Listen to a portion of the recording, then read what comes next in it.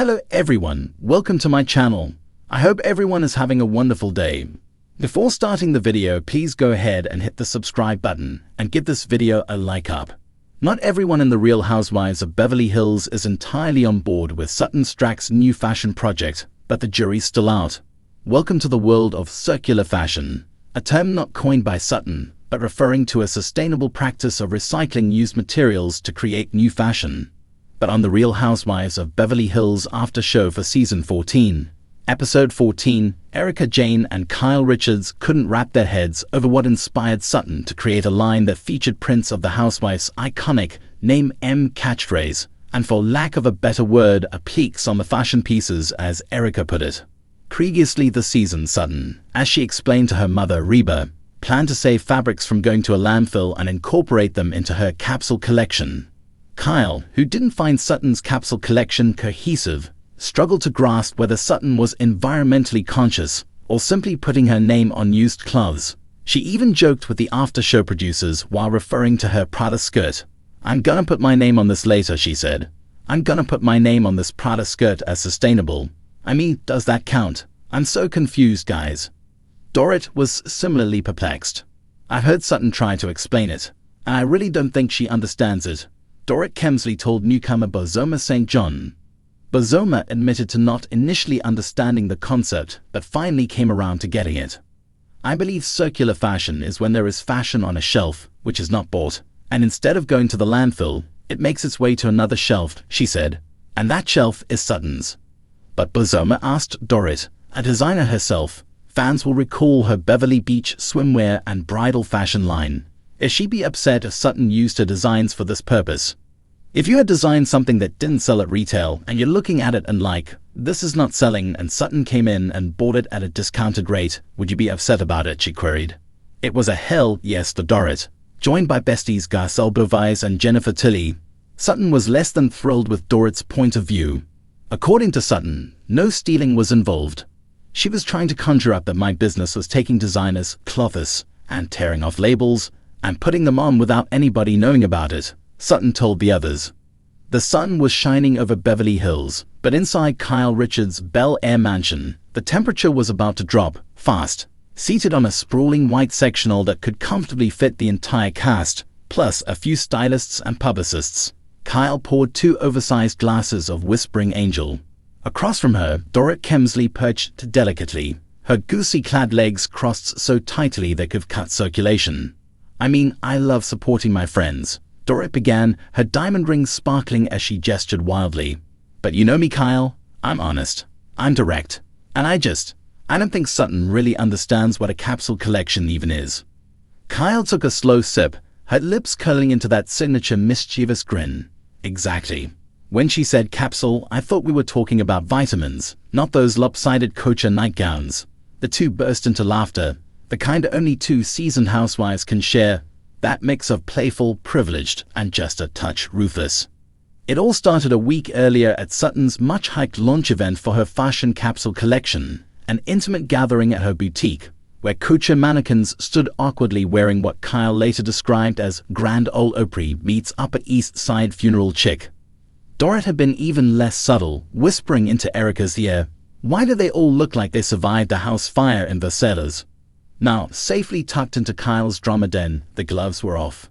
"Kyle," Dorit said, lowering her voice into a hushed, conspiratorial tone, "some of those fabrics, they look like what my cleaning lady uses to cover the patio furniture in the off-season." Kyle gasped theatrically. "Dorit, you're terrible." "I'm honest," Dorit corrected with the self-assuredness of someone who once wore a Moschino chandelier on her head and called it effortless. Sutton's eye for fashion is unique. It's like she's trying to be avant-garde, but she ends up looking like she fell asleep at an estate sale. "Exactly," Kyle nodded. "And the whole capsule thing. She kept saying, it's timeless, it's essential. Honey, a lavender taffeta jumpsuit with rhinestone buttons is not essential. I don't care if you're from Georgia or the planet Saturn." The launch event itself was peak Beverly Hills absurdity.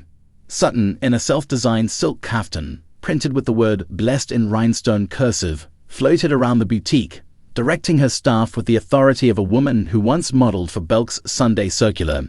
Models paraded through the store or stumbled, depending on the outfit. each wearing what could only be described as Southern Gothic meets menopausal chic. There was this one dress, Dorit said, eyes wide with glee. It had feathers, fringe, and a built-in peplum, like it couldn't decide if it was a dress, a birdcage, or a 1987 prom nightmare. Kyle wiped away a tear from laughing. I swear to God, one model's shoe got stuck in the hem, and she just gave up and kicked it off halfway down the runway. And the music, Dorit shrieked. Did you notice? It was all sad acoustic covers of Taylor Swift songs, very funeral in the Hamptons. Sutton's speech, and the shade that followed, of course, the highlight or lowlight, depending who you asked, was Sutton's speech. Clutching a glass of champagne, she stood under a garland of fake magnolias and declared, "This capsule collection is my heart and soul. It's for the woman who's not afraid to stand out, who's glamorous, elegant, and always a little bit unexpected, like me." Well, unexpected is right, Kyle snorted. Unexpected, unhemmed, and unnecessary. The room had been filled with polite applause, but outside on the sidewalk, the real reviews were happening. Erica, clutching her vape, had muttered, "I've seen better fashion at a gas station in Reno." Garcelle raised a perfectly arched brow and simply said, "Bless her heart." Dorit, meanwhile, spent the evening perfecting her wide-eyed, "I'm being supportive but I'm dying inside" expression. "I'm so proud of you, Sutton," she trilled, hugging Sutton so tightly you could hear the sequins screaming. But the real fireworks, as always, happened in the confessionals. Dorit, resplendent in a Balmain blazer and about 7 pounds of clip-in hair, didn't hold back. "Look, I adore Sutton. She's quirky, she's eccentric, and she's got more money than taste, which is sort of her charm. But fashion? Darling, fashion requires vision, and this was more like a very expensive hallucination." Kyle, filming her confessional in her signature loungewear meets rich mom aesthetic, agreed. "The thing is, Sutton thinks because she spends a lot on clothes, she understands fashion. But wearing Valentino doesn't mean you are Valentino." The next morning, the cast group chat exploded. Sutton, who had apparently seen some of the shady confessionals via a RHOBH producer leak, fired off a string of passive-aggressive texts. "So happy you all could come support my vision, even if some of you can't see it." "Gee, Kyle," Dorit said, reading the text aloud. "She's mad." Kyle shrugged. "What?" "It's not my fault her collection looked like the lost and found bin at the Beverly Hills Hotel." Garcelle, ever the voice of reason, tried to calm the storm. "Let's just all remember, fashion is subjective. Everyone has different taste."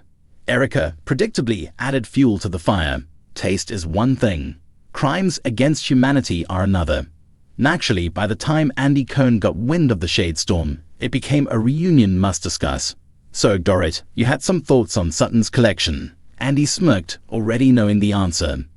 Dorit, her smile as sharp as her cheekbones, replied, "I'm just saying, there's a reason Dior and I are on a first-name basis, and it's not because I wear tablecloths and call it culture."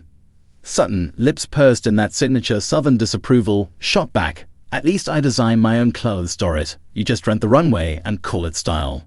Gasps filled the reunion stage, and Kyle, she just leaned back, sipped her tequila, and whispered to Dorit, "I told you. She doesn't understand fashion, but she definitely understands shade. In Beverly Hills, fashion isn't just fabric and thread, it's a weapon. And whether it's culture or chaos, the real capsule collection here is the endless supply of shade, gossip, and one-liners these women manage to deliver season after season."